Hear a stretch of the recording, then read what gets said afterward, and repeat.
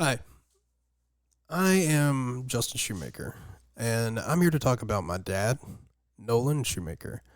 I know some of you have seen the fundraiser I started, I hope, Mission Save My Dad. He does need a liver transplant, and as a these are basically going to just be update videos. So for the first update video, or I guess for the first update, they did pretty much upgrade my dad to an SLK, which is a kidney and liver transplant. Um, it's not it's not uncommon when someone goes into liver failure to also experience kidney failure. They were really hoping that they could get his kidneys back up, but it just hasn't been working. My dad has a lot of fluid on him, also very common with liver issues and kidney issues. They have to drain his fluid. They've done it 5 times now. And just so you're aware, like he's been in the hospital for over a month. He started in July 18th in Troy, ER. Then he moved to more regional, and he was there for 20 something days. And then he was picked up by UNC. Uh, and so I'll get into a little bit of details about UNC and what happened there. Um, they had a great staff. They had a lot of great people. I didn't meet all of them. My mom did, and she had a lot of good stuff to say about a lot of them. There were a few that you can always tell when they're just not on your side, and there were a few of those. Um, and don't get me wrong, I get it. Like people have their opinions on um, alcohol and those that drink alcohol. Um, and I mean, most people do drink alcohol. Um, it's very normalized in our society now. And my dad didn't really abuse alcohol until like the last 5 years or so. So I get it. I get the prejudice. I get like the looking down on and stuff like that. But when it comes to saving a person's life, especially because I'm biased, my father, who I think deserves a second chance at life, he's always. Let me tell you a little bit about my dad. So, my dad has always been firm but fair. For example, he had his rules. Like when it came to punishments for us when we did wrong, he had our rules and he stuck to them. Like he never went beyond. He never lost his temper. He didn't. He never did it out of enjoyment. You could tell that. Like it was never an enjoyment thing. It was you did wrong. This is your punishment. You knew what to expect, and that's how he lived. My dad always helped coach me in sports. And anybody that knows me knows I played lots of sports. So he was there all the time. Like he's been a painter all his life. He's worked 2 jobs when I was younger just to make ends meet. Like he's done nothing but work his ass off all his life. And the reason I've done so much for him personally, like not even to add my mom to the equation, like the reason I've done so much for him is because he did work his ass off for us to make sure that we had shelter, to make sure we had food, and that all to like not even to have a retirement plan. Like my dad can't retire because he doesn't have any of that. He don't have a 401k or none of that because he's always been pretty much self-employed, word of mouth painting for people, painting for a lot of people in Montgomery County. A lot of people should know my dad, um, and that's why I'm hoping these fundraisers reach them. I don't know these people. I don't really know these people personally, so it's hard for me to be like, "Hey, look, you know my dad," you know. But yeah. Anyway, my dad's been he's been a staple in my life. He has taught me so many things, like what to do and what not to do, to be fair. But it's just like he's been, he's always been there. Like you couldn't have asked for a better dad, honestly. Um, and he's always been great with the grandkids. And for those who don't know, I have a daughter now. She's she's over one. She turns two in December. Uh, and she loves her Grampy, and that's what she calls my dad, Grampy. Um, Loves him, and the fact that if we can't get this transplant and the worst happens, that my daughter wouldn't remember him, only know what we say through pictures and stuff. That's hard. It's hard for anybody. I know. Like I'm not alone in this.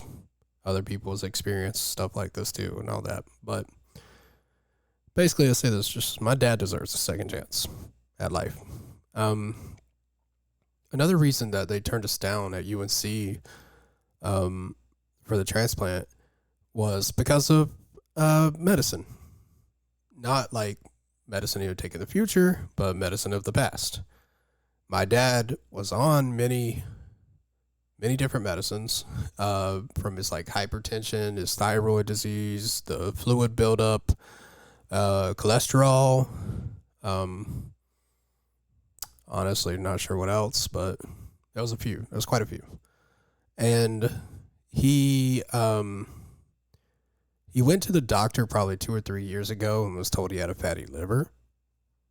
Told him that he should probably slow down on drinking, not quit, slow down. Um, and that's honestly like telling a fat person, take myself for example, if I go into uh, the hospital and they tell me that I'm obese because of the BMI, I'm just like, okay, like should you want to talk to a nutritionist or this? Like, no, I'm not. Like, I get it, I can work on it, but it's like it's kind of like a mental thing for even food or anything. Like it's a mental thing. You have to get your mind kind of set on that. Like, but they're not like talking to you super serious about it. They're not like, look, you need to quit. You need to stop eating all these fried foods and stuff. You need to eat more vegetables, type of thing. I know. They just said, slow down a little bit. Even said, we're not telling you can't have alcohol. We're just telling you to slow down. Which, I mean, to be fair, my dad should have listened. Hindsight and all that. But it's just, when you get told in that kind of tone, it's just like, okay, gotcha, doc, no problem. But big problem. And secondly, he was taking a medicine that caused him to become super lightheaded, super dizzy. He actually fell a few times, and it's just him and my mom that live at the apartments. Like, we're all very close by and we can all help, but like when it happens in the moment, it's like it's terrifying for my mom. And so she was worried about it, and she and my dad told the doctor about it, and they were like, instead of suggesting some kind of alternative, some kind of lowering of the dosage possibly, or anything like that, they told him, keep taking it. And my dad tried, but it was hard because my mom can't pick him up. My mom didn't really want him to take it. Like she wanted an alternative. Um, and so they did stop taking it. And that has been what's come to bite us in the ass. You know, it's like UNC tells us no because of the medicine thing, because he didn't take one medicine out of the many. Um, and Duke has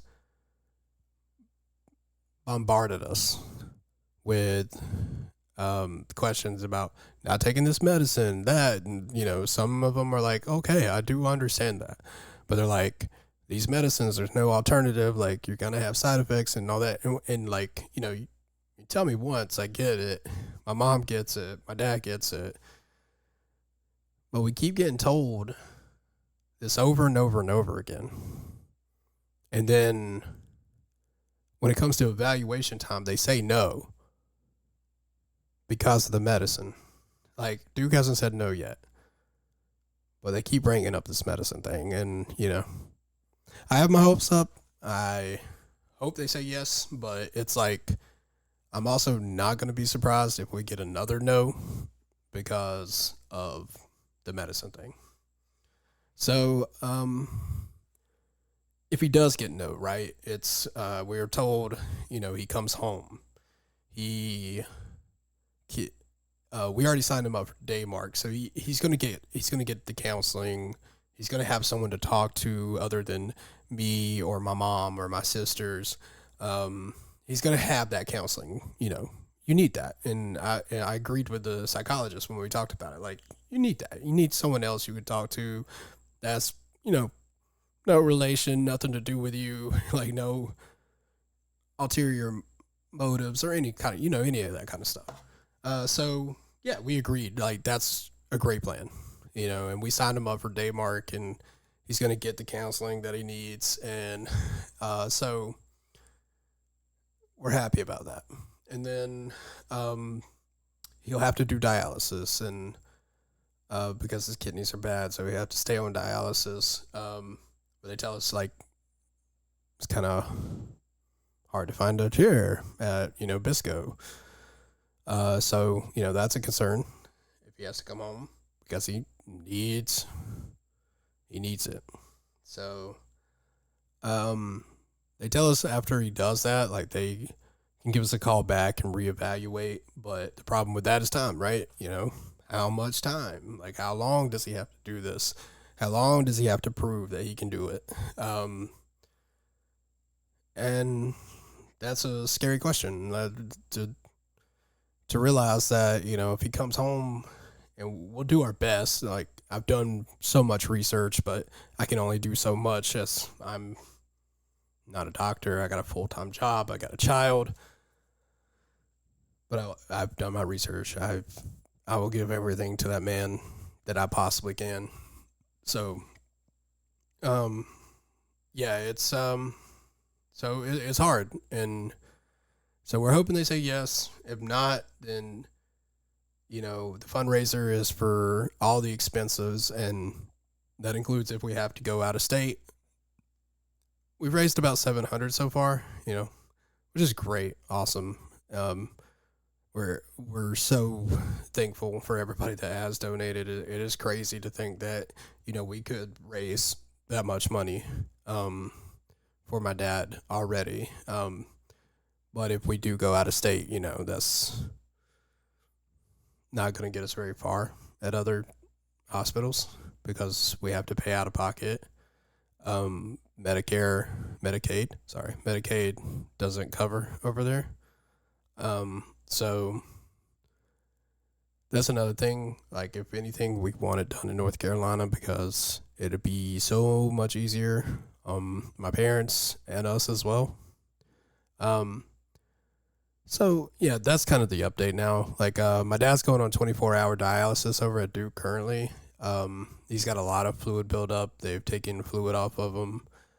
He's still got a sense of humor. He's got a great sense of humor. But all of this is very hard on him and my mom. And my mom has spent every single night in these hospitals with him. Like, she has not left his side, not once.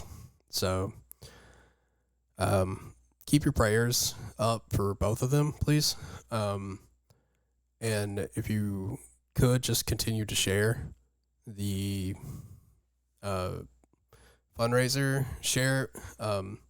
I want to do like a silent auction or something. My friend was telling me about like a cake auction. Any of those are cool. I don't really know how to get it started. I'm trying to talk to some people and get some different things going. But if you have items that you would love to donate to these silent auctions, or um, maybe bake a cake if we go that route, please reach out to me. Feel free to reach out to me. Feel free to talk to me. I've talked to some people already. So yeah, just reach out. And thank you everyone again. I'll do another update video hopefully tomorrow, because it's possible we might find out Duke's answer to the evaluation tomorrow. But thank you everyone. Just please share, and that's it. Thank you.